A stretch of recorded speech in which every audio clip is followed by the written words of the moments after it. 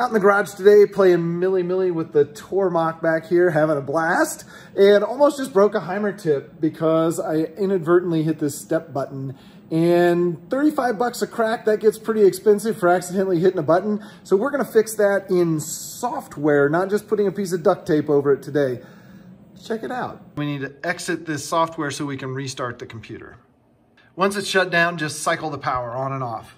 As your machine is firing back up, and I'm not sure exactly if this is on the splash screen that you have to do this, but you want to hit Shift and Alternate to send it into the, what is it called, Linux CNC Desktop, rather than straight into the PathPilot software. And this is where we're going to make our edits. Now that we are in the Gnome Desktop, I think is what they call it, we're going to click the File Browser, and then we're going to go over to TMC. I don't know what that stands for. And then Configs. And this is the Tormach mill, so we're going to use that one. And inside of there, there's a whole bunch of stuff, but there's this mill shuttle express.hal, and that's the hardware abstraction layer file. So this is the inside of that HAL file for the Shuttle Express, and you can see this hashtag. It's basically just a comment. That's all it means, is these are comments. They don't really, there's no code there. The computer can't read them. It just ignores these. So these are the way that authors leave notes for other people later on, like us.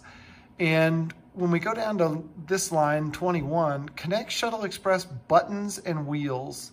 So that's the 5 buttons that are on there. So the X, the Y, the Z, the A, and then the step button.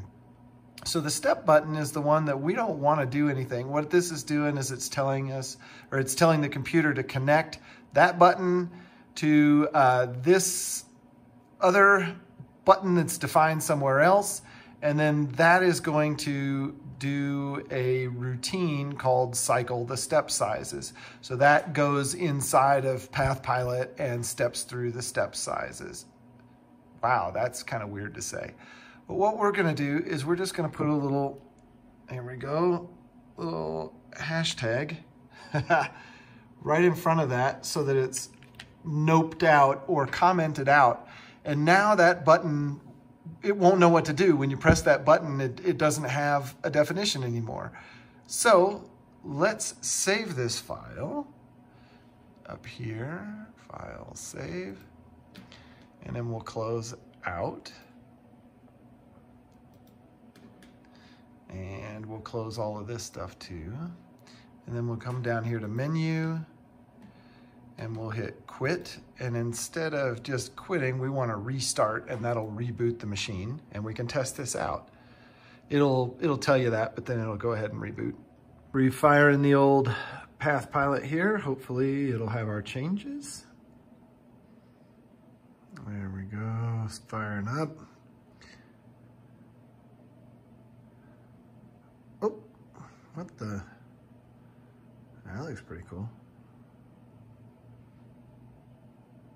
We are going to take this out of e-stop, fire up the machine, and reset, because I think that's what we have to do to test.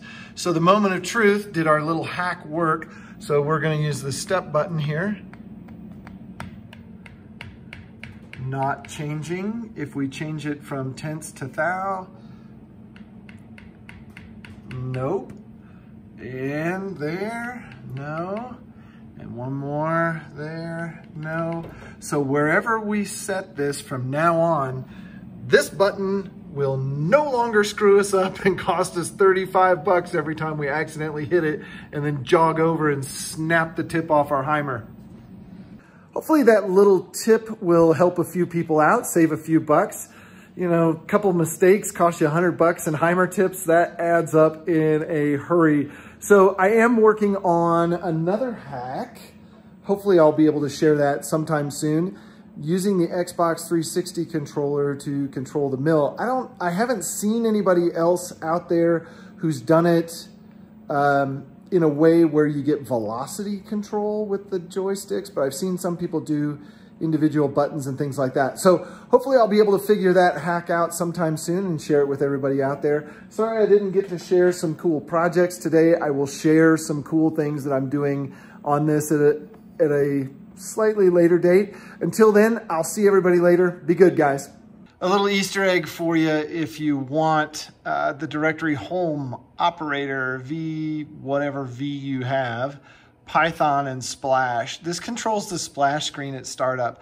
So this little Tormach splash.py is what controls everything. So we'll just take a look at this file. And you'll notice somewhere in here, hang on, there it is. You'll notice on line 65 here that it's going to load all the images from a directory, and it's the directory I just pointed out. And it's going to load the ones that start with machine and then whatever comes after machine and then PNG. So this is the images folder there. So anything that says machine, it will put in that splash screen. I added my own special little one, Skyscraper Guitars for Tormach. You can add whatever you want. And then I'm gonna change the front of this to say, instead of machine, I'll change it to say something else. And then when we start up, we should see the Skyscraper Guitars logo. A little custom Easter egg for you. Oh, what the? That looks pretty cool.